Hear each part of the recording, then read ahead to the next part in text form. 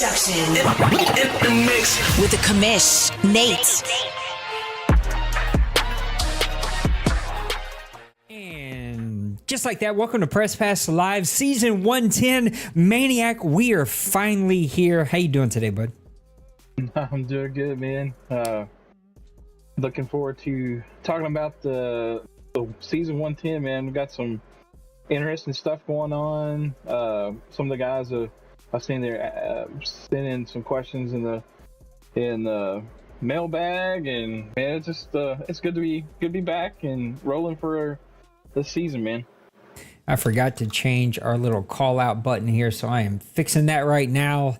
It is my church one right now, and that's not what we want, so we're going to go ahead and get that changed. Season 110 is upon us, and I am super excited to sort of start to unpack it. What's up, Kevin? Good to see you. Got my guy Maniac.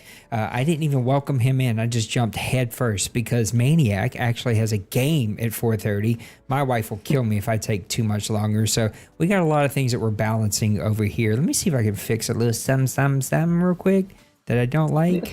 And is it this one? Yeah, it's this one. So we're going to move this down here because my head's cut off, and well, nobody wants that. And then we're good here. Okay, that's just for the vertical. Okay, thanks for being in here. What's up, Kev? Hope your Monday's going well. My Monday has been crazy. I've got all kinds of things going on. So does Maniac. A lot of things. Maniac, you ready to unpack week number 1 and week number 2? Let's do it, man. Let's take a look at week number 1. Take it away. All right, week number 1. Trying to keep the theme of things rolling, and instead of me bogging down and talking everybody's head off. We both talk, so minutes. You're not alone in it. We're in that together. There were some interesting games going on week 1. Try to give a little bit of a rundown. Baltimore beat Kansas City 27-3. That game was started, looked like twice. Looked like there were several games I think had some connection issues week 1. So it's bad weather rolling through. Yeah, right. Condors, man, 38-13 over the Texans. Condors are looking like they're going to be trying to go back to the playoffs. Atlanta 38-14 over the Saints. That game, just Madden gave me all the breaks in that game for sure. Not true. He's a liar. Don't listen to him. He absolutely manhandled me and just blew the doors off. The Cardinals 47 points against the new Dublin Black Knights with former Packers there with Priest. Man, those Cardinals got to roll in this game. The Seahawks 35 over Minnesota 13 there. This is the game I wanted to talk about here, the Chargers and Dolphins, so we'll come back to that one. Buffalo 45-29 with Jacksonville. San Antonio 38-24 over Tennessee, which that was a CPU Tennessee game, I believe. The Rams, this one was another game that was started several times. The first couple times the Rams were kind of hanging real close to Cincinnati, but on this third restart, man, Cincinnati took it to them 41-21. Jets fall to the Giants in the Battle of the Big Apple 27-24. Man, those Giants, this was another one I started to talk about, but I went with the Chargers. San Francisco doing what he does, 41-21 over Detroit. The Raiders 33-32 over the Toronto Mounties. Man, this was a good game as well. New England 27-22 over the Washington Commanders. Great game as well. There's so many great games, man. We could probably spend 30 minutes just talking about all the great games in week 1. Carolina 38-31 over Tampa Bay. Dallas 18-7, which is kind of a shocker score here. The Philadelphia kept this a little closer than a lot of guys anticipated. And then Denver getting a 13-10 victory over the Pittsburgh Steelers and Cincyburg. Jumping back up to those San Diego Chargers. I think I may have called them Los Angeles Chargers. I don't know. But it's 48-45 over the Miami Dolphins. Just kind of sneak a little peek in here at what went on in this game. Offensive yards gained for the Dolphins, 569 yards. Man, he was pouring it on with the yards, man. 353 for the Chargers. 187 rushing yards for the Chargers, 142 for the Dolphins. Passing yards, this is where it gets crazy, one-sided. Chargers only 166. The Dolphins 427 yards with his rookie quarterback, and we'll talk about him here in a minute. Third down conversions, only one third down conversion for the Chargers, and that's really kind of crazy. I would think, you're looking at some of these, you would think that the Dolphins probably would have won this game, but the turnovers probably were a big implication of that, having 4 to only 2 for the Chargers. Time of possession, Dolphins just manhandled this game completely and probably should have won it, but let's get 35 first downs. That's nuts. Yeah. That's insane. Mr. Joe Duke, man, is the most just bland name there is, Joe Duke. Wide receiver Joe Duke, if we all remember correctly, until Nate found it and fixed it. Yeah, he would have been the worst draft, but ends up being probably the best quarterback in the world. So 4 touchdowns, 4 interceptions, 436 yards. He did have the interception bug, and that's probably what got the loss here for the Dolphins. He was sacked twice. Herbert had a efficient day, still had 189 yards, 1 touchdown, did throw 2 picks, and was sacked 3 times. Rushing, again, we've talked about this guy, Cam Akers. Probably most guys wouldn't have him buried on 3rd or 4th on their depth chart. This guy is a starter. He's a stud for the Chargers, and 12 carries, 173 yards, 3 touchdowns, averaging 14 yards a carry. Man, he was just getting it done. Aiken here for the Dolphins, 15 for 74. Achan. Aiken? Achan. Okay. I could have swore it was Aiken, but no, it's Achan. 15 for 74, 1 touchdown. Well, he was making the Chargers aching, I guess. So, Joe Duke putting some of his wide receiver abilities to use. 4 carries for 47 yards. So he was getting a little bit of scrambling done. Looking at the wide receivers, Colin, Fredrickson. This guy's been in the league for a couple seasons, but man, he was putting on a aerial show here with 6 receptions, 160 yards, and a touchdown. Waddle, kind of like the odd man out for the Dolphins, but man, he was the key here for the Dolphins' offensive firepower in the air attack with 9 catches, 125 yards. Didn't have any touchdowns, but man, he was spreading the ball around to his wide receivers, running back, and his tight end, so he was getting the ball spread around in that game. Looking at the defense, this kind of stood out here. Kalen Royal, linebacker from Texas A&M, had 13 tackles, 1 tackle for a loss, and then he had an interception. So definitely was kind of all over the field here for the Chargers.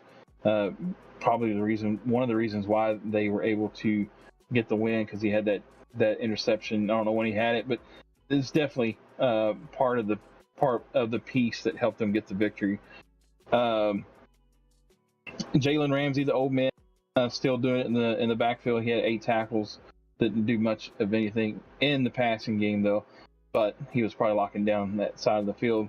But man, looking at this game, just so many look like big plays, especially for the Chargers in the running game. Toting that rock with Cam Akers, but you gotta give the Dolphins though and the future of Joe Duke a look, because definitely has a big bright future in the OMFL. Absolutely, and I'm making a quick little, is that what I want to say? Making a little change here as we are adding some graphics here to what we're doing. Always trying to up our game here and do some more stuff. I do laugh at my buddy who told me, hey, I got a game here pretty soon, so I can't mess around very long. And then he broke down every single game in week number 1. I'm just kidding. Just giving him a hard time. All right. That was a really, really good game. And there was a lot of really good games. I think we're going to talk about a lot of those in our prediction show here today, as I sort of add a little graphic here to what we're doing on the vertical stream as well. Okay, I think we got it as we want. Let's talk about week number 2 after looking at some of those games. Week number 2 was not as action-packed because we just got there like 12 hours ago or whatever it was. I don't know. Maybe it's been 24 hours already. Orlando and New England playing to a close one, but I got to talk about this one that absolutely caught my attention. Dallas barely getting a win against the Tampa Bay Buccaneers. Kevin was already beating himself up going into this. He's going to play Dwayne. I'm never going to win. Blah, blah. I'm like, you're a 14-win team season every single season. Like, shut up. I don't want to hear it. He actually outgained Dallas 420 to 327, mostly in the passing game where Dwayne is going to be really nitpicky about how he's throwing that ball. 192 rushing yards for Dallas, only 132 passing yards, only one turnover in this entire game, as this one came down to the very wire of who was going to pull this one out. Ryder, 3 touchdowns, 1 interception. Fields, no touchdowns, no interceptions, but 78% completion percentage. And in a close game like this, that would absolutely drive me absolutely batty. I would just want to lose my mind as I'm looking at the attempts. 11 for 14. Wayne, 1 off. You got to pass the ball one more time, D. Wayne. We got to get everybody back into this 15-15. It was for that reason because, well, it comes down to the very end and guys don't want to pass the ball. Kickoff return touchdown with 20 seconds left to win it, Kevin. You can't kick it to that guy, man. You got to get it out of bounds. Tony Pollard, 14 for 92, 2 touchdowns on the day. Pollard and Rhett both over 100 yards for the Tampa Bay Buccaneers. And then looking at that defense, which they are known for having in Dallas, second and a half for Parsons, 1 for White, 1 for Clark, 1 for Jack, 1 for Clancy. So they were really getting after the quarterback and making things happen. And then the 1 interception from Israel, the strong safety for the Dallas Cowboys. And they come away with a key victory in an early season, really tight matchup between 2 very good teams in the NFC. Now let's take a look at, I can't use words. I don't know why they're not coming out of my face the way I want them to. Let's take a look at week number 3. What are we watching for, Mr. Maniac? No, it's me. My bad. I'm sorry. I'm doing 3. You're doing 4. Okay. This one's going to be really, really good. I don't know what to expect from the Jaguars. I know the Condors feel like they are on a bit of a mission. I still believe in Pepper and what he can do. If he's engaged, that should be a really, really good game. Ravens, Desperados, that's going to be great. 2 teams that want to find their way all the way to OMFL Bowl number 111, or no, 110, be 110. I think those 2 teams are going to come down to the very, very end. What are some other games kind of catching my eye? 49ers and Cardinals. 49ers still getting it done this season. The Cardinals, they're trying to show that they are here to compete. They have a really good team. That's going to be a pivotal matchup early in this season. Chargers and Commanders should be a really good one. Cowboys and Giants has my intrigue, especially what the Giants have done here recently against Kobe and the New York Jets. Can he make that happen against the Dallas Cowboys? Dolphins and Panthers, that's going to be a really good one. And those are my matchups for week number 3. Maniac, take a look at week number 4. Week number 4, let's spend another 10 minutes, shall we, for my segment notes. Now, I think it's interesting you said that about the Giants. The Giants and Eagles both seem to have kind of maybe figured some things out. The Eagles definitely on defense held Dwayne to 18 points. So the Giants and Eagles game could be an intriguing one. Cowboys, Panthers, both these guys been perennial playoff teams on the NFC side this Madden, so it'll be a good matchup.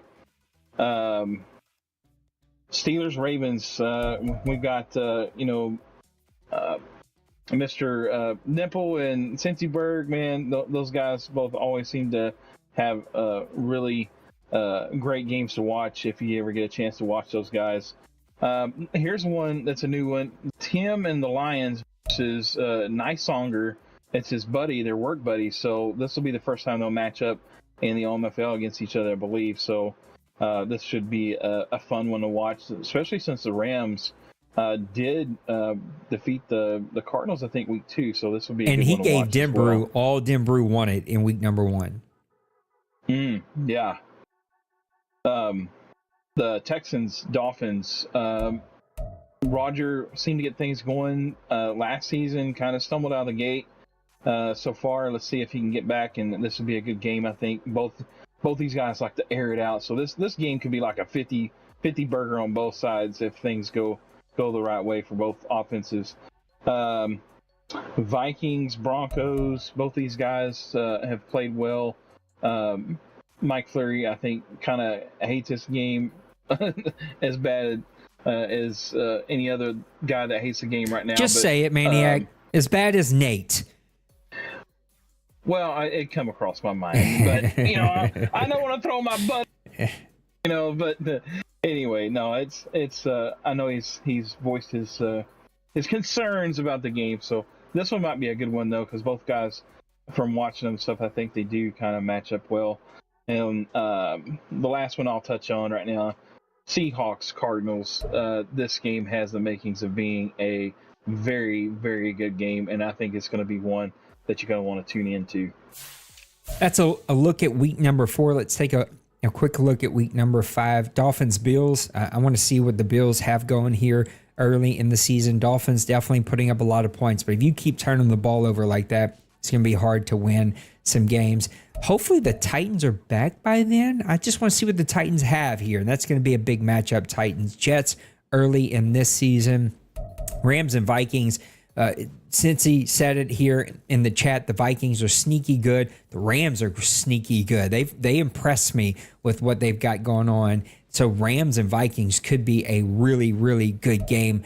Patriots and Giants. Patriots seem to have some things figured out. They're trying to get themselves rolling in the AFC. The Giants and Colin have built a powerhouse there in the NFC, and I think that's going to be a really good game. Bucks and Panthers get to match up once again. Ravens and Chargers, that's going to be a really, really fun one. Desperados and Cardinals. And then a matchup I think we're all going to be talking about, Seahawks 49ers. Those guys just went neck and neck all last season, had a great game in the playoffs where there's very little offense going for both of these teams. So let's see what happens in a early week 5 matchup. Commanders and Cowboys could be really good, and Chiefs Steelers could be a really good one. And that's a look at what's coming in weeks 3, 4, and 5. We're going to turn it over to Mr. Denbrew for some OMFL news, but when we come back, we're going to pick some off-season winners that Maniac and I both have identified.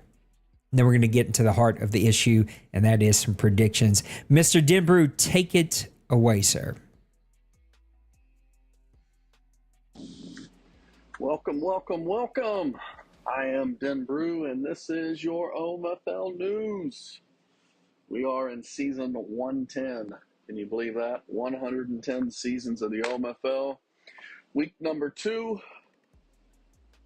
But before we get too far down the road, I wanted to give some congratulations out to all of the playoff teams, and especially to the Ravens and Nips for representing the AFC, and to D-Money and his 49ers for representing the NFC and OMFL Bowl 109. Great season. Both of these guys, great run through the playoffs, and congratulations to the 49ers and D-Money for winning the OMFL championship. All right. Just wrapped up the offseason. Some decent slapping names cheeks I thought were over out there. in free agency for once. Some decent high-profile players. There was a couple of corners that were up high. They're a little old, but they were still really good corners out there. Some decent offense and defensive linemen were to be had that was out there. So pretty good crop of free agents. And then we had the draft, right? And the draft show. Those guys on the draft show. Always entertaining, and I gotta say, I love the manual clock that we sped up in the later rounds, kept the draft moving. It just it seemed like that's the way to go. Maybe that can stick around for a while. Anywho, last season of the cycle.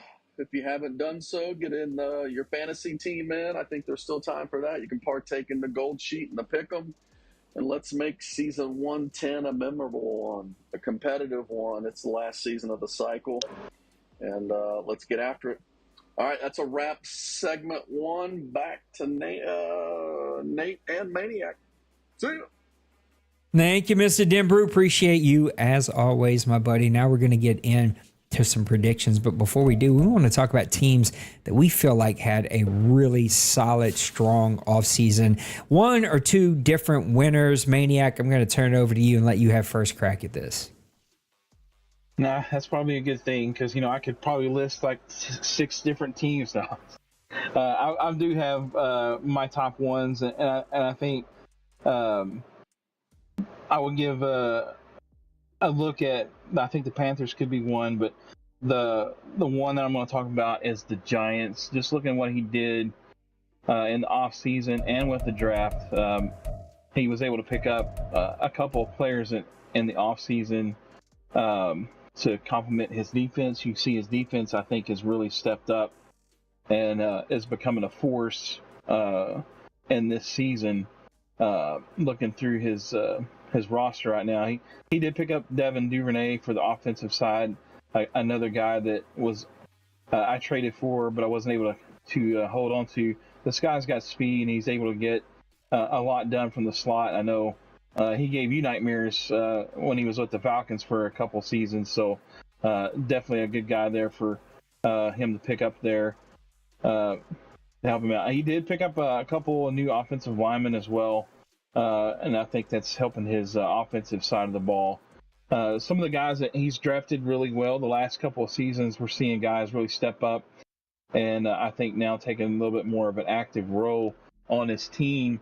Looking at particularly his linebacker, and this guy always sticks with me just because of the name, Damian Wayne.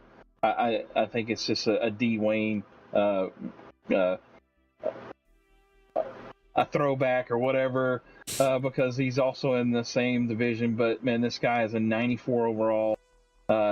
He's been in the league for 3 years, but he's 89 speed, 93 acceleration, and he's just been getting the job done so far this season.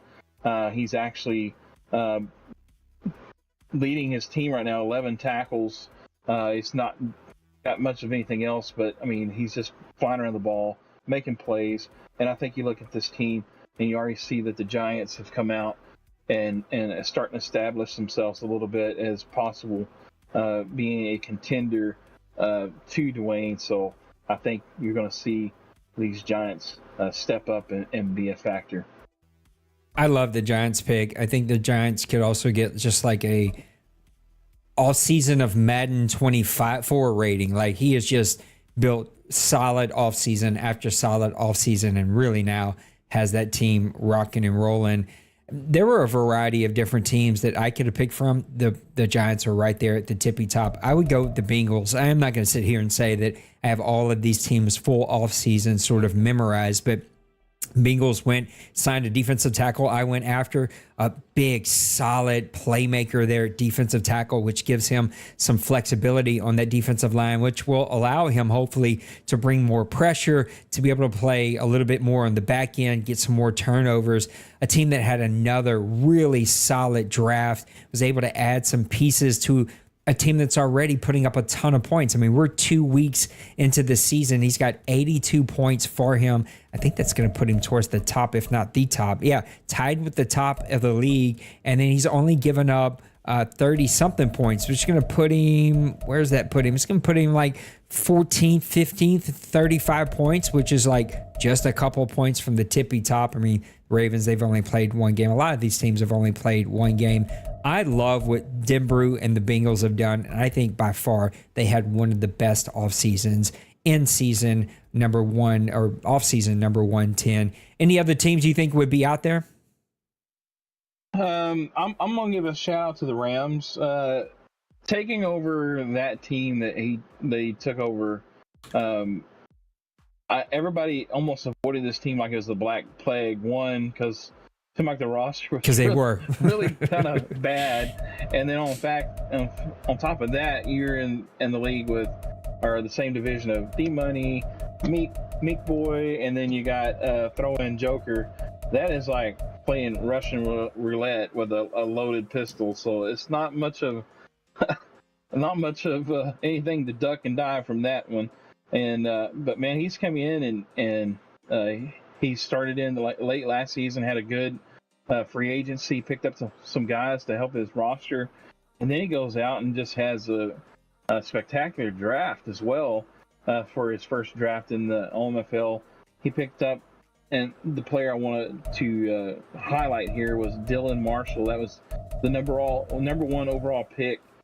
He wasn't the number one overall. I'm getting my tongue twisted so bad. Welcome to overall my world. overall guy from the draft, but so far he has made a tremendous impact. He had 2 interceptions and an interception return for a touchdown versus the Cardinals. So he just kind of single-handedly kind of took away those Cardinals wide receivers, and then just looking at that roster, man, he's built it up that quick, and I just got to give him a little bit of props, man. I know he's the new kid on the block, but great job there, Nice Longer. There's a lot of teams, like I said, we could talk about, so don't get angry at us because we left you out. We cannot have a 2-hour show today. But I would also mention the Broncos. Not a ton in free agency, some little moves from what I remember. Or maybe there's something I just missed out there, but solid additions to his team. And I think had a really, really good draft, a really solid draft, which I think might have been a CPU if I remember correctly, but a solid overall draft. It's already starting to pay some dividends. He's only played 1 game, only gave up 10 points, playing really great defense. I think the problem with the Broncos has always been the quarterback play, and if he can get some solid quarterback play, that team's going to play much, much better. And I think he's going to be a team. I don't know if he'll contend. We'll talk about that, but I think he's definitely going to be a team that's going to make teams earn it a little bit more this year, which segues us right into where we need to be to do some predictions. Let's see if this doesn't take us 18 days to get through. AFC North, good to see you, Bird. Good to see you, Bill. Of course, Kevin and Cincy, you already in here. Appreciate you guys. Kevin's ranting about having to pay taxes on a lotto that he didn't even win. AFC North, you got Bengals, Ravens, Desperados, and Steelers. I'm still scratching my head about the Steelers. It's such that great season 2 seasons ago. Fell off last year after we went back to all pro. And I don't know. Since he's a great player, I don't know what the sticky point is there for him. But what do I know? I'm freaking one of the worst teams this entire cycle. So I feel like I don't have an opinion at all about anyone. I should just say nothing at all. Bengals, Ravens, Desperados, though, 3 teams that battled it to the very end. And we seen the Ravens, right, get all the way there to the very, very end. Just sort of let it go. He even had D-Money on the ropes early in that game, in the bowl game. Let it get away from him.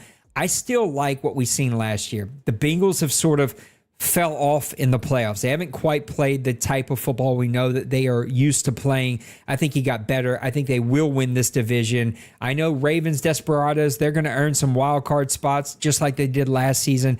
Give me the Bengals to win this division. Who do you have? Yeah, I have to say those are good predictions. Looking at already, I know there's a little bit of adjustment with the new season, but man, the Desperados was shocking to me. They've given up 65 points already on the season, and that's really tough. You know, they've got a solid defense, and you'd think that they were on paper. I'm not sure what he lost in the offseason, but man, 65 points in the first 2 games. That's rough. And you look at the Ravens. He's 27 points for, 3 points against. I really just see the Ravens again kind of catapulting himself into this season. But he's already said that he's going to go on some cruises this season and may not be as plugged in. So he's going to be plugged in, just not into the OMFL. Yeah. Some senoritas. Yeah, he's going to be sticking his finger in a light socket somewhere. But you know, if he's able somehow to maneuver, I really think the Ravens have the best opportunity to win the division again. But again, Denver, I've picked you, man. I've picked you to win the OMFL Bowl or go to the OMFL, and you keep letting me down, man. I'm gonna have to pull it together. But I think it's really gonna be a two-team race here between the Ravens and the Bengals, and just for the simple fact that the Ravens are going to be possibly on a cruise somewhere. Give me the Bengals. But, man, it should be interesting. And these guys, Desperados and Steelers, they'll make it interesting, I'm sure. AFC South, talk about an unplugged division. Condors, Jaguars, Titans, Texans. Our buddy Raj, who I love so much, he's about to go under the knife again. He's just not physically going to be able to be around for probably a large portion of the season.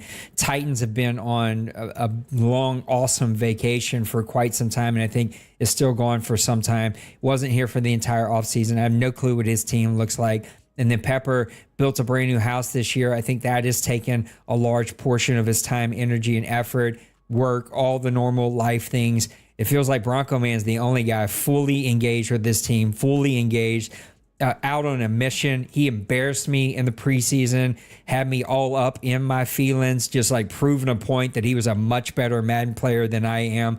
Condors all the way. I think none of these other teams even compete just because of the situations. Yeah, I was.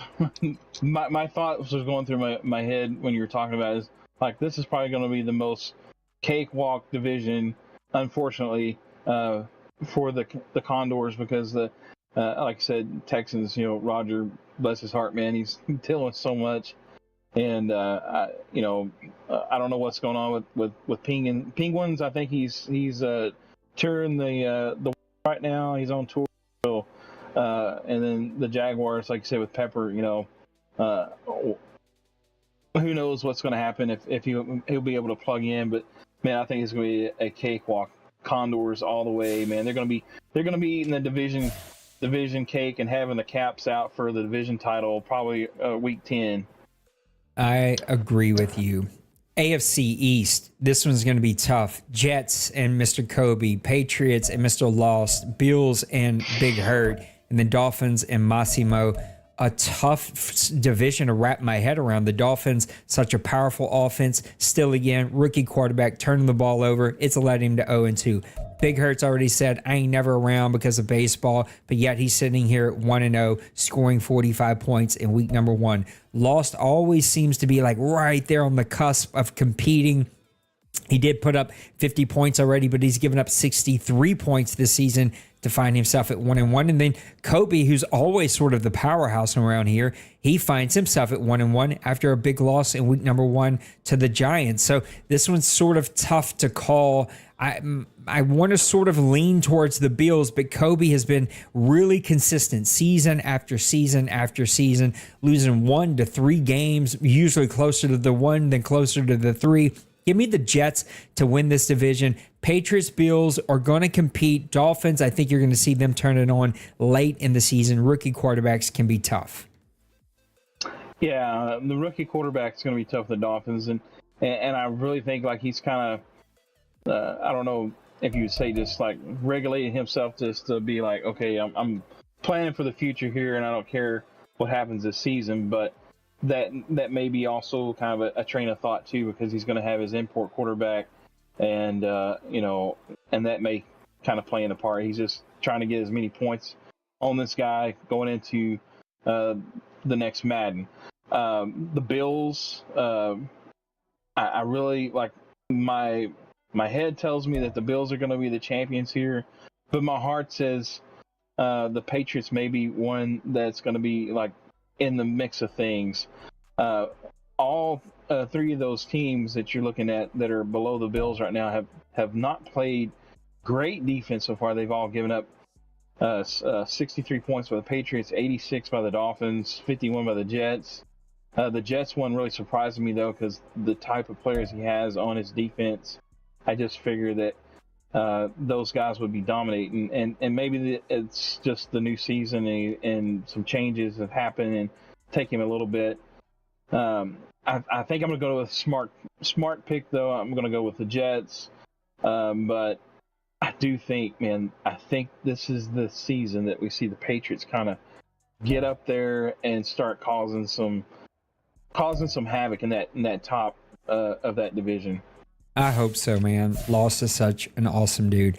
AFC West, you got Raiders, Broncos, Chargers, Chiefs. That's Shocks, Black Cats. I don't know what he goes by right now. Jay Glaze and Jay Bowles. So this one is always going to be the story of the quarterbacks. Which quarterbacks can play the best? And the shocker for me early in the season is the Chiefs only scoring 3 points in week number 1. Chargers, Mr. Consistency here for quite some time. Broncos and Raiders starting out their season hot, 1-0 each of them. I think the Raiders are going to be competing more this season. Broncos, I don't know, still big question mark. I think they took some steps in the right direction. I'm going to take the Chargers to win this division. Chiefs are going to make them earn it. I know they're 0-1. That's just the way Shocks is sometimes. Starts out slow, gets it rolling. Give me the Chargers to win this division, but this should be just a funner division this season than it has in the last couple of seasons. Yeah, I'm going to agree with you here. I think the Chargers are kind of the next step ahead of everybody else right now. And I think in this game, if I remember right, I believe he was down, or maybe he was way up, and then I think he played the Dolphins, and I think the Dolphins came back, took the lead, and then he had to kind of like reclaim the lead late on in the game and stuff. So, but I do think the Chargers, what's helping him, he has such a dynamic run game, and I believe the Raiders also are another team that seem to have a dynamic run game that play a lot of play action pass off of the run. And so I think that could be something that helps these two teams possibly be 1-2. Broncos and Chiefs.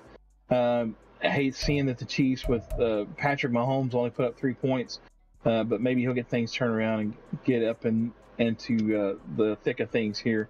But give me the Chargers, and I think the Raiders are going to be nipping on the heels, man. All right, you're going to start the NFC. So I started the AFC. This one's over to you. NFC North, we got the Black Knights, formerly known as the Packers. This one was so knee-jerky that Bill was like, tell nobody they can move ever again. So we'll discuss that for next Madden. Trey and his Lions, our guy... oh my goodness, I just drew a full blank. Who's with the Vikings? Mike Fleury. Jeez, I'm sorry, Fleury. It was like right there. I just couldn't grab it. Fleury with the Vikings. And our buddy Bill with the Mounties. 0-2. That one's a bit surprising. 0-2 for the Vikings. 0-1 for the Lions. Black Knights, your division leader early in this one at 1-1. How do you see the NFC North? Bill, you ran to the Mounties, man, and you said you're going to run this division like the mob, man. And here you are, 0-2. What's going on, buddy? We got to get this ship going. Because you're falling into that NFC North hex or whatever is going on, that nobody wants to win this division. So, hey, real quick, Maniac, can I just say how ugly this logo is? They have great jerseys. This is the world's ugliest logo. This is terrible.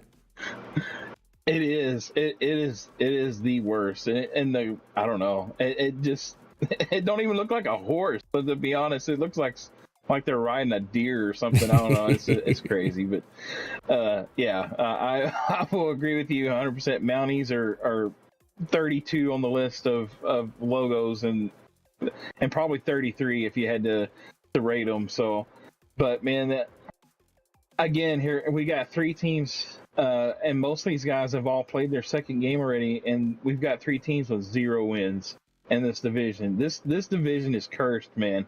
I don't know what it is. I don't either, brother. Bill left the Commanders with hopes and dreams of just running this thing and not having any issues. And man, here we are. We find him 0-2. Also, they had to face D-Money first 2 That's games. Fair. So is a fair stake too. But just for entertainment purposes, Bill, you're 0-2. Straighten it up, man. Let's get it rolling. Black Knights. Priest, I think he's kind of found himself. He's kind of maybe replugged in, but he seems like he's ready to go with these Dublin Black Knights, and that logo is not too bad. So no, I like it. I'll give him a thumbs up for that. And but yeah, man, if I had to pick though, you got to pick. It's. I'm saying to myself, Bill, but man, if the Packers don't turn the ball over, and I know he's got his new quarterback, Rex Manning Jr., and he's been flinging the ball with him and stuff, so this could be a surprise shocker with the Black Knights coming out on top in this division. So I think it really comes down, it's going to be between these 2 teams, Mounties and Black Knights. So, Bill, I'm picking you, but man, you're gonna have to get something turned on here, man, because these Black Knights are going to run you to the very end, I think, in the season. I don't know what to say. Again, the caveat, y'all, is I have to have an opinion because I'm the commissioner and I've been doing this show for 350 plus shows. So I have to have an opinion. I can't just be here on camera without an opinion. And I get that my opinion sucks because I suck as a Madden player this cycle. That's decided. We understand. Sorry if you don't like my opinion because I'm a sucky Madden player. Not only good Madden players get to have opinions. I don't know what to think about this division. No clue. Flip a coin. It ain't the Black Knights, in my opinion. I just got to disagree with my buddy over here. He's forgot more football than I've ever learned, but the Black Knights have so much more to show me before I ever pick Priest. I don't know. Priest is the most lovable character I think you'll ever meet, and also the most like I don't even know how to explain it because any word I would use would come off being like unsincere and mean, and that's not. I don't neither of those. He is a lovable guy. And also, I think could care less about actually winning. And that's fine. You don't have to care about winning to play here. But I just think if you're going to win at a high level in the OMFL, you got to like care. You got to focus. Anyway, I'm rambling now.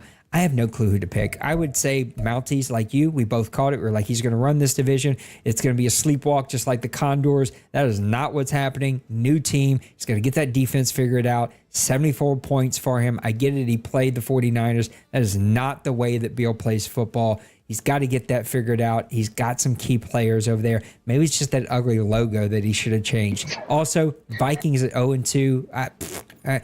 Trey, listen to me. I'm sorry. Tim at 0-1. He did play the 49ers. To his benefit, he did put up 21 points in the 49ers. He still lost by 20, but that's better than losing by 40 and putting up 3 points. So, a gun to my head, I'm picking Mounties, but man, I look stupid right now. So, Bill, you got to prove me wrong. Maybe it's a fun division. Maybe we don't have a division winner from here that has a winning record again. I don't know. NFC South, you and your Falcons, Bird and his Panthers, me and my Aints, and then Kevin and his Buccaneers. I know he's 0-2, guys, but he's played two of the better teams in this entire league. So, like, take that with a grain of salt. How do you see this one playing out, Maniac? Yeah, our division's a tough one. You got the Panthers last season. Looked like he was done for like at weeks number 6, and all of a sudden he just goes on a run and wins like 6 games straight, 7 games straight, I think, or something like that, and gets in the playoffs. The Buccaneers, man, Kev, there is no doubt in my mind he's going to get things turned around because he is an offensive guru. With that quarterback and those wide receivers, and then he goes in the draft and he gets another top 5 wide receiver out of the draft with speed, and it just he just kind of builds that offense and just keeps that offense growing. And then your Saints, man, I know you struggled the week 1 against me and stuff, but again, you're trying to find out, your beast of a wide receiver that you got. You're kind of a new toy. You're trying to get him implemented and go, and so that sometimes that can also be a detriment to you as well, because maybe you try to force feed one guy a little bit too much, just trying to figure them out. I've done that before. My Falcons, the thing that surprised me, one, I had no absolute cap whatsoever. I did not have any space to sign any free agents, and so I had to trade away like all my top picks, get a bunch of lower end picks, and man, I just really had a great draft, and that's really kind of helped my team and into this part of the season so far. It may fall apart, but man, I'm proud of what I did with that cap space because I was kind of worried, man. I didn't know if I was going to have a teammate. Kind of worried. You're trying to make me change the rules so you can compete. I'm like, what do you mean? You figured it out, man. You're so much better than you give yourself credit for. But if I have to pick somebody right now, I have to go with the Panthers. I do think that they're what he added with free agency, and then also had a really good draft as well. And in fact, if you look at all of our teams, I think all of our teams really had a solid draft. Probably all 4 of our teams had a top 10 draft out of this draft, and I think that really helped our division. And I think really though the Panthers, with what they did in free agency along with the draft, I think they're going to be the ones to really watch here, and they're going to come away with the division. I think we're going to have a stalemate for number 2, number 3, and possibly even number 4. It may be one of those divisions where we have all 4 teams with 10 plus wins. So, but give me the Panthers though. My guy is faking this with me as I ain't won 10 games combined this entire cycle. I ain't winning 5 this season if I even get there. Falcons, Panthers, Bucks, they'll be fun. Bucks have a really tough schedule. They've had a tough go at it. He'll get things turned around.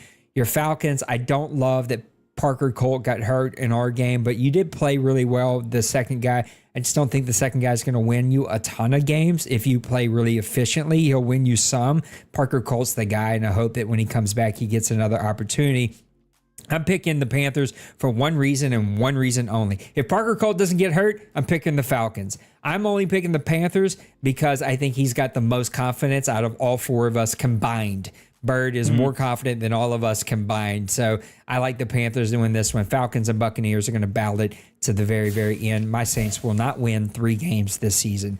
NFC East, Cowboys and Dwayne, Giants and Mr. Colin, Eagles and Twinkie, Commanders and our new guy, Shiloh. Is it Shiloh?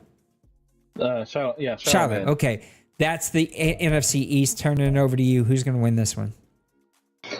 I think this one's going to be a lot closer than we've seen in previous season, even with Bill running the Commanders and that defense that he had going last season gave Dwayne a little bit of a run. But man, those Cowboys, he just got so much firepower on offense, and that one wide receiver that he's got, number 9, I can't think of his name right now, but man, he is so good.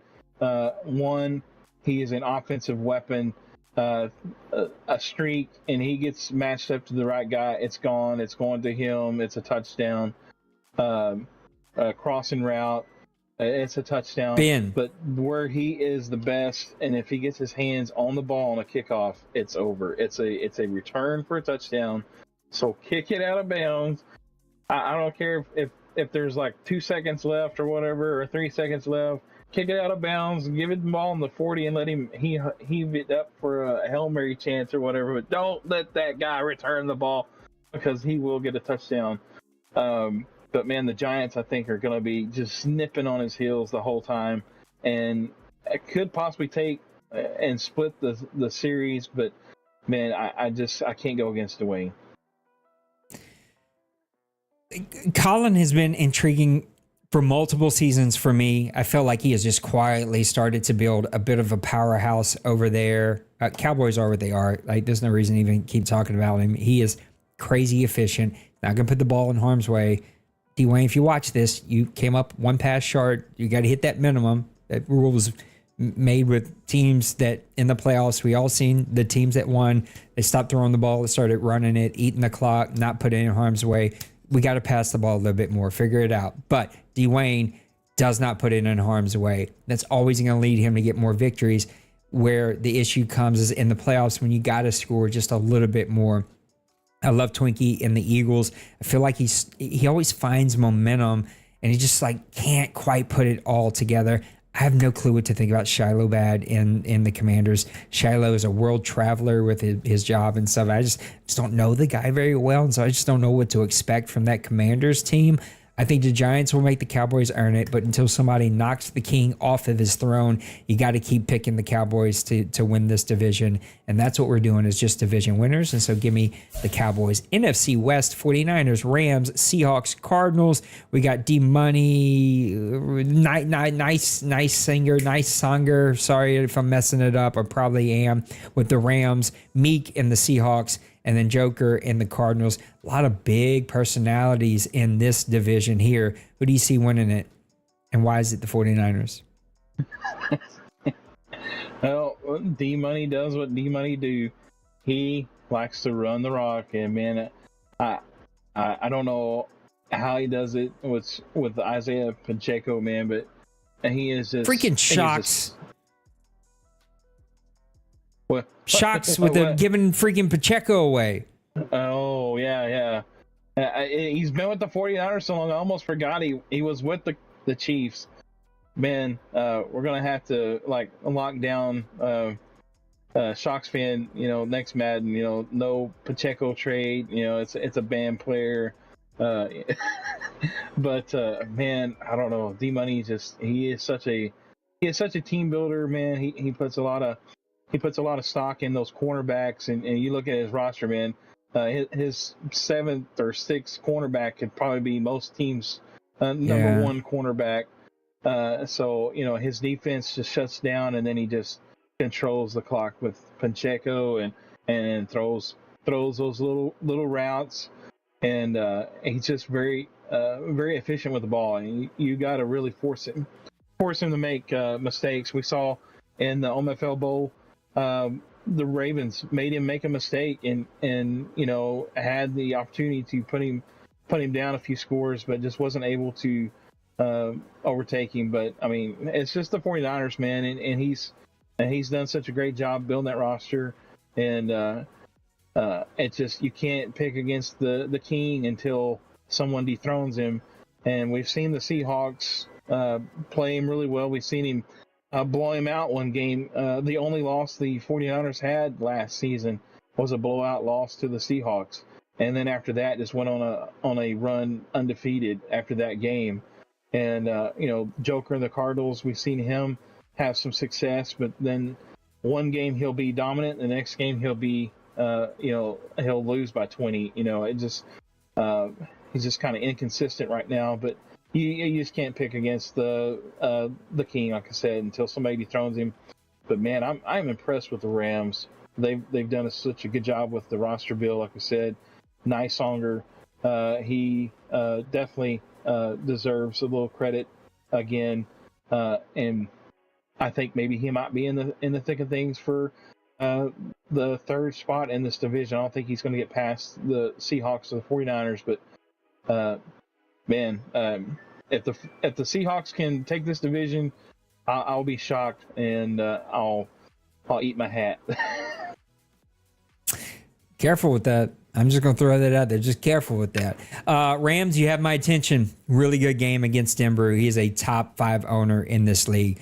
Joker, paying attention. You've got some nice momentum going here. You're putting up crazy offensive numbers. A few things to figure out on defense, but I think you are going to be competing and even making some noise once we get to the playoffs. Seahawks, Meek, you're a top 3-4 owner, competitive owner here in the league. I'd love to see some more of these competitive owners be a bit more engaged in the league as a whole, a little more active in the chat. I'm not going to lie. There's a specific league that when your stuff pops up in my chat, it drives me absolutely batty. But you are a top 4, top 3, top 2 competitive owner in this league, and you 100% can win this division. But when a guy loses one game and blows out the bowl game and rolls into this season 2-0, only getting stronger, there's no way you can pick against him. 49ers are going to win this division. Way too early bold prediction. Who do you have, Maniac? Who is in it and who wins it? I'll go with my faithful picks and see if it comes to pass. We'll go with the Cowboys versus the Bengals. Who wins it? Give me the Cowboys to win 27-20. A fun matchup for me would be Panthers-Bills, and that's almost the one I went with, but there's so many dominant teams here. I'd have to go 49ers-Condors. I just really like what I'm seeing from the Condors. 49ers dominant. I think the 49ers win him another one, unless for some reason he goes on a sex cruise with D-Money, or with Nipples, which I don't think is going to happen. Mr. Denver, let's take it away for OMFL News number 2, and then when we come back, we're going to open up the OMFL mailbag. Take it away, Denver. All right, I'm back. Segment 2. Not a lot to cover, so I thought I would throw a little something new at us, maybe a little on this day in sports history. For segment 2, Babe Ruth hit his first home run back in 1915 for the Boston Red Sox. I believe Roger was at that game, so that was pretty cool. Roger got to see that. Side note, Babe Ruth not only did it his first home run, but he also pitched 12 innings that day in a 4-3 extra innings loss to those damn Yankees. What else? Back in 1991, I don't know if you guys know who this guy is. Phillies center fielder Lenny Dykstra, if I remember right. Yeah, he wrapped his Mercedes around a couple of trees back in 1991. He had one of his teammates with him, and I can't remember the dude's name, but yeah, he ended up getting in some trouble for that one. I think he may have been on some illegal substance. And then what else? Kerry Wood, pitcher for the Cubs, struck out 20 in 1998. He gave up one hit that day in just his 5th career start. I believe he tied Roger Clemens back then. I don't know if anybody's broke that record or not since then, but yeah, that was a record. Most strikeouts in a 9-inning ball game was 20. Anyway, quick brews and booze. My brew of the week is for the folks that take care of the incentives, that go in there and update our players with the new XP, that go in there and do the prevention, or they do the dev upgrades for us. Tedious task and much appreciated. And then also another brew is for Nate and all of his cool graphics that he creates for us all throughout the season, but in particular for the OMFL Bowl, for the record holders, for the Pro Bowl, that kind of stuff. And then my lone boo of the week is to myself for not having Mystic Dan on any of my tickets for the Derby and not listening to my buddy. He cashed big time. He had winning trifecta tickets. He won over 30 grand on the superfecta, and I ignored his advice for having Mystic Dan in there. And I will let myself forget that for quite a while. That's it for the news. Thanks for listening. Back to Nate. Back to Maniac. Oh, that hurts. I hurt for you, Denbrew. That's that's not fun at all. All right, let's open up the mailbag. Let's get over here with just us. We got the chat rolling along. Good to see you guys. Appreciate you. Colin, do you think no abilities will lead to more parity? I'm going to take this one first because this was your rule suggestion. I voted against it. I do not. I don't think they're that powerful. I don't think they're that important. I think they make very little difference, unlike the momentum that we turn off, but is still actually active in the background. But you, clearly, Maniac, don't agree with that and do think it'll lead to some more parity. I do. I just think that looking at some of the, especially with the quarterback, I think the quarterback abilities, I think, are where you're going to see the majority of the difference. Now, a lot of these guys are highly rated, and so they may not have as big a fall off as. But I think where you're going to see is like some of the middle tier quarterbacks that had some of the abilities were able to have the sideline, dead eye, all that stuff like that. I think a lot of that stuff makes a difference. So I do think it'll be someone a little bit of that parity. had I don't think sideline it's dead like, eye. Yeah. That one made me chuckle when you said it. Yeah. But I think that'll be the biggest area. I think you'll see parity, a little bit more parity and stuff, and possibly defensive linemen maybe. I don't know.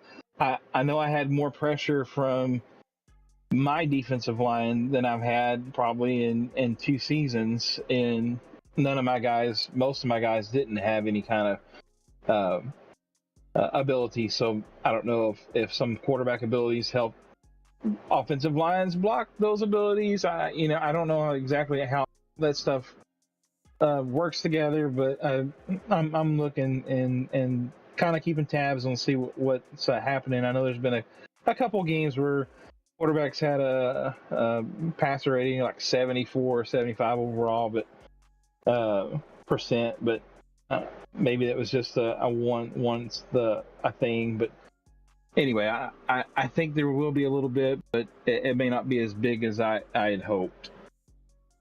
Bird says, and I do think Maniac's probably more right than I am right on this one. I just have not built a good team.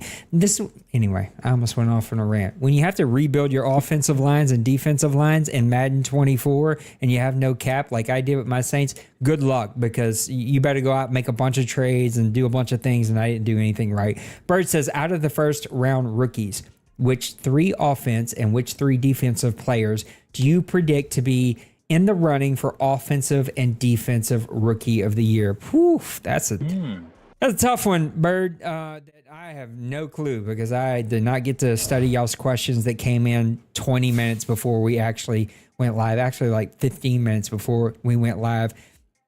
Offense is always going to be quarterbacks first. Quarterbacks and running backs. I will say, in my opinion, though, this year, I think you're going to see one of these receivers win. These receivers are crazy good. And I think you're going to see one of these rookie wide receivers win. Let's see if we can get over here to the NFL. Passing, you got Joe Duke that's up here. Any other of these quarterbacks? We've only played 2 games. You got Rex Manning Jr. I think he's going to put up crazy stats with crazy interception numbers. They're going to probably keep him from actually sort of being in the running. Try and just give you some ideas. You may already have these maniacs, so you can just tell me to shut up, that you were prepared to answer this one. That's it for quarterbacks.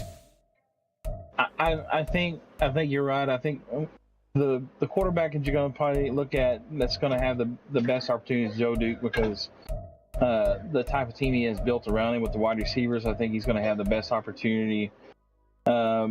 And I think you're spot on about Rex Manning. I think he's going to have, tremendous numbers, but he's going to have also the bloated interception number, because he's just force feeding.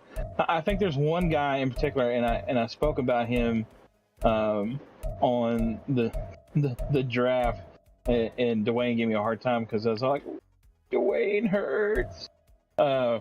So Wayne Hurts from the Mounties, he's a running back, 6 foot, 224, already averaging 7.5 yards a carry, 3 touchdowns. He's in the top 3 currently. I think he's going to be one that'll push for some spotlight. But I think the one guy that, if you can get rolling with your quarterback, I think is going to be your Oliver Hoyle or How, or I don't know how you say that, but Roger and his crazy names.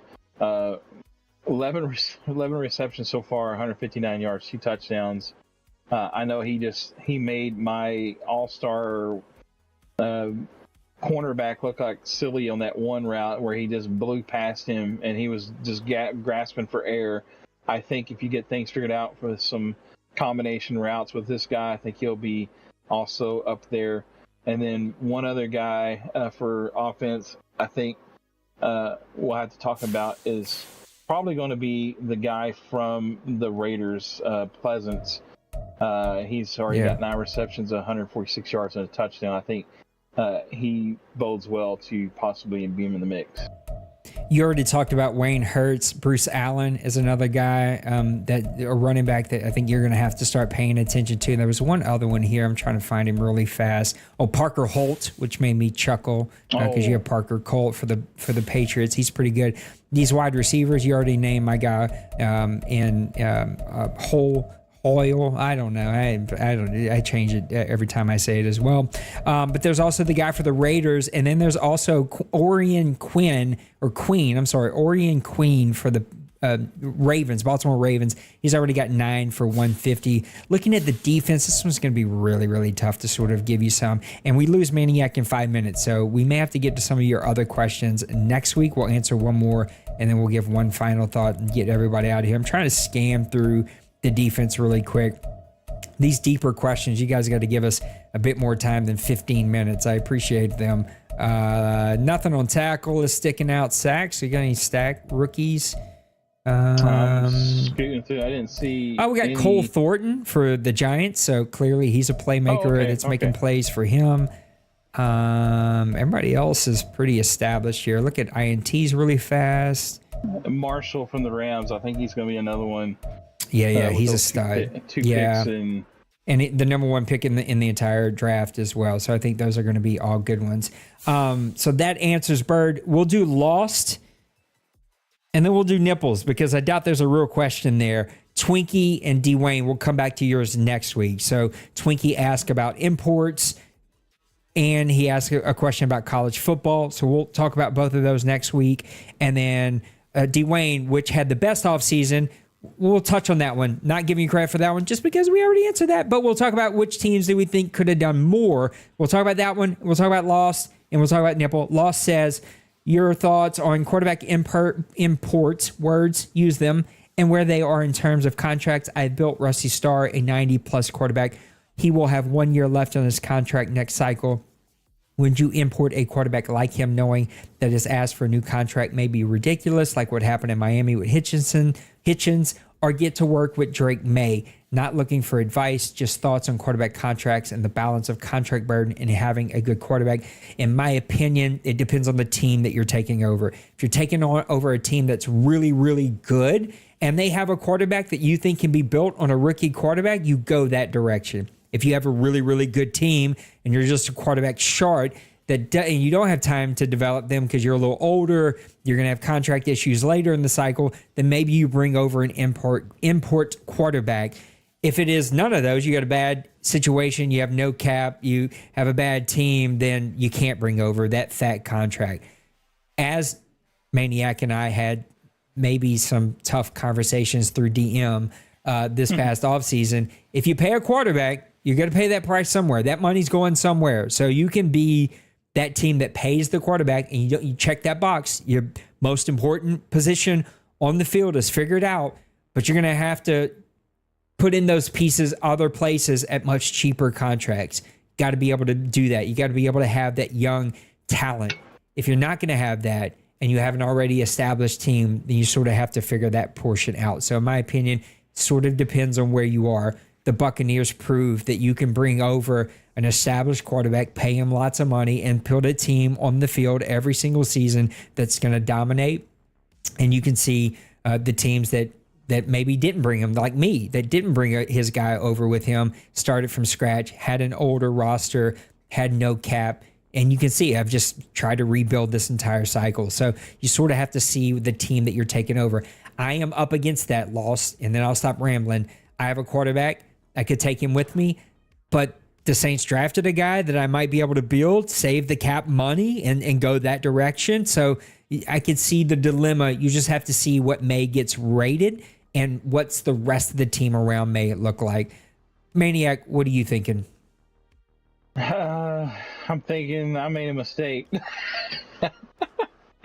Yeah, it's really tough, like you said, because once you pay a quarterback, unless you know that you can save all your incentive stuff, like your contract incentive stuff, if you put in the effort to get gold incentive, or you're able to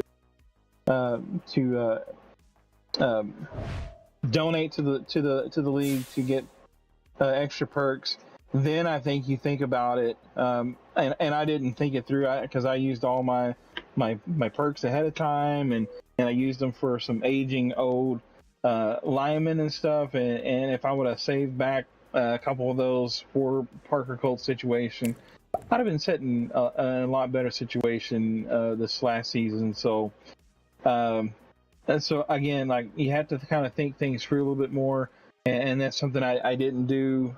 Obviously, I start this Madden off. I made the trade with Bronco Man to get Parker Colt, and it really helped my team for the first couple of seasons. And then I kind of fell out of love with Parker Colt, but I just felt like I couldn't let him go, and I couldn't let somebody like D Money or somebody like that pick him up and dominate. So I really felt like I needed to keep him and need to keep working with him and stuff.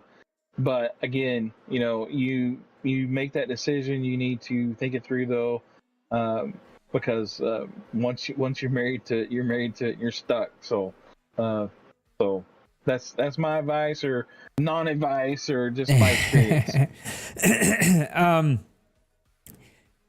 Twinkie, Dwayne, we'll do yours next week. I gotta let Maniac go because he's already late for his game. Nipple says, a bunch of funny stuff in here. I love you, Nipples. Thank you for your funny stuff. But when will you be announcing the platinum import? Stop asking. I'm going to kill you. I will murder you. I will not decide that until the summer. It will be a June, July situation before I decide that. I'm leaning towards 80, 85. I forgot what exactly it was this year, but I'm trying to bump that up. So you guys are donating, right? I'm trying to make that worth your effort, but also trying to balance that. Good questions from Twinkie around more offensive or defensive imports next year, and how will the college game affect draft classes? I don't think we will know that, Twinkie, but we'll get to your first question next week. And then D-Wayne, who could have done more this past offseason? We'll get to that, D-Wayne. Maniac, one final thought, and then I got to get you out of here. Great start to the season for us.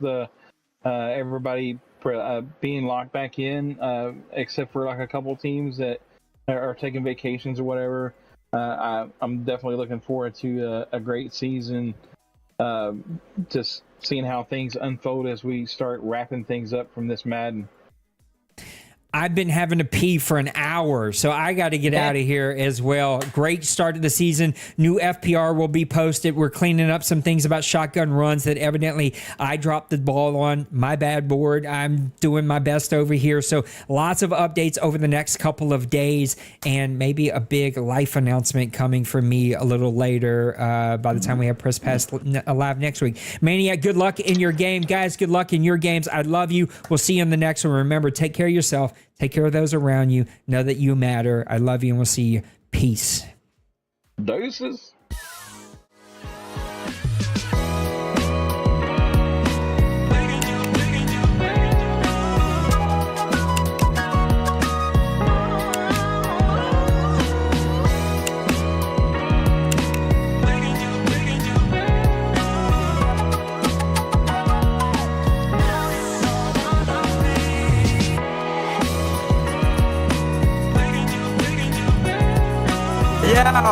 Smash that like and subscribe.